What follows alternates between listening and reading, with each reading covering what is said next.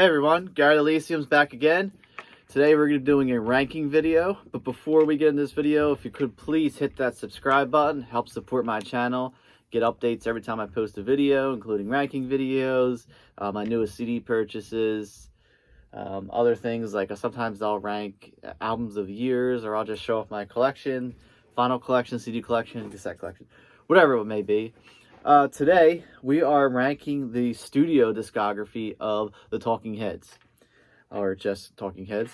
Talking Heads started in the late 70s. They kind of got lumped in with the punk movement, along with the Ramones and the Clash, the Sex Pistols. But to me, Talking Heads never really were a punk band. I understand they played at CBGBs, but they didn't really have a punk feel to them. It was definitely different. I don't think anyone else has ever come close to the Talking Heads sound, and it's just a very unique sound that they created. I guess they could be classified more as new wave, kind of art rock, even avant-garde, but they're definitely a unique sound. Fronted and formed by David Byrne and Tina Weymouth on bass, Chris Franz, and drawing a blank right now, which is pretty sad. Hold on. Jerry Harrison. Wow. Anyway, let's get into it. So this is, like I said, this is only the studio discography. It's only 8 albums total, and they're actually all really decent albums. So very strong studio discography. My favorite album, actually, from the Talking Heads is this one right here, Stop Making Sense, which is actually a live album and a live film. And if you have not seen the film, I suggest go checking it out. If you have Amazon Prime, it's actually on there right now for free. We're included with Prime, I should say.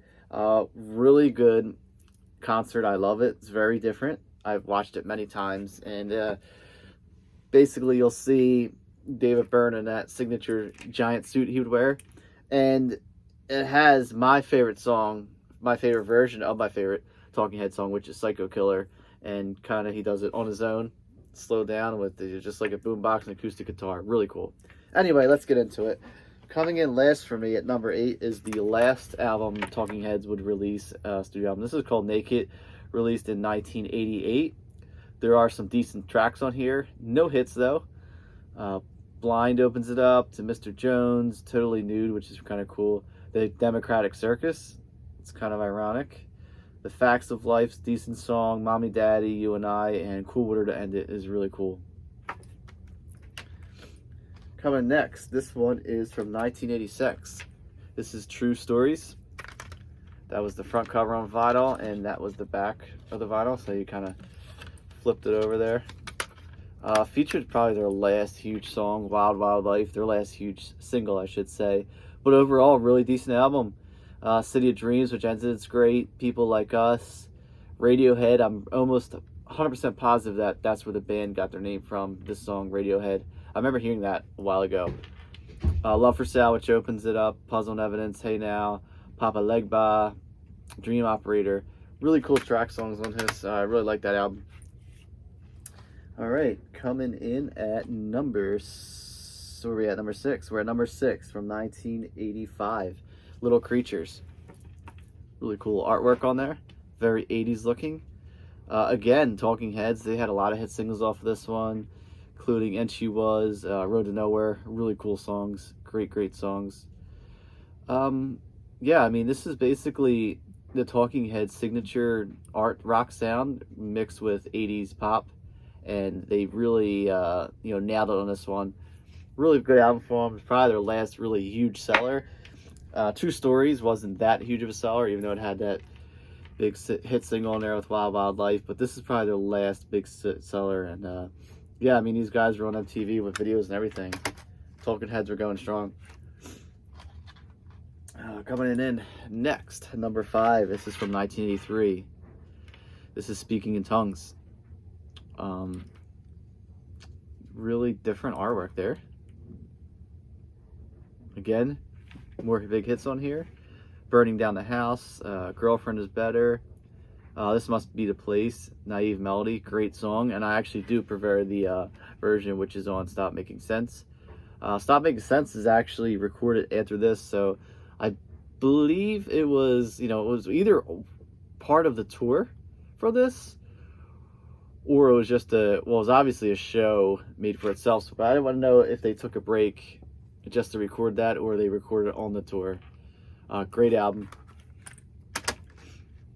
All right, coming at number 4. This is the sophomore album from 1978. More songs about buildings and food. The only hit sing off here is just a cover of Al Green's "Take Me to the River." Thank You for Sending Me an Angel, which opens it. It's really cool. The Girls Want to Be with the Girls, Found a Job, another like minor hit by them.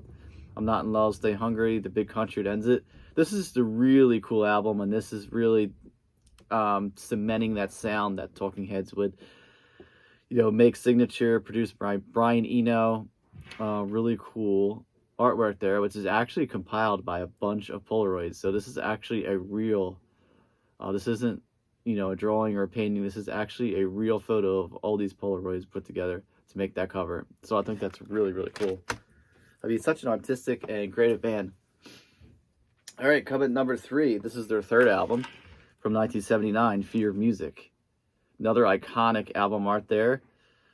Features Life During Wartime, another big hit for them. Heaven, another hit. Air is a great song. Again, it's Brian Eno working with Talking Heads, making that amazing music that only Talking Heads can do. Another one of these albums that you just put on from start to finish. The last song, Drugs, which ends it, is a really cool song. Animals, electric guitar, just great. 5-star album right here. Excuse me. All right, now we're getting down to the last 2.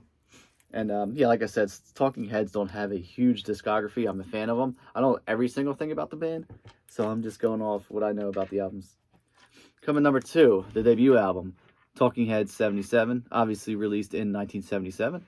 And this is the album that basically, they would tour to get signed. They would play CBGBs and, these small clubs in New York City, and all the songs would end up on this. Opens up with Uh-Oh, Love Comes to Town. Such a great song with a funky bass and guitar riff. Obviously, Psycho Killer, their first huge hit, is on here.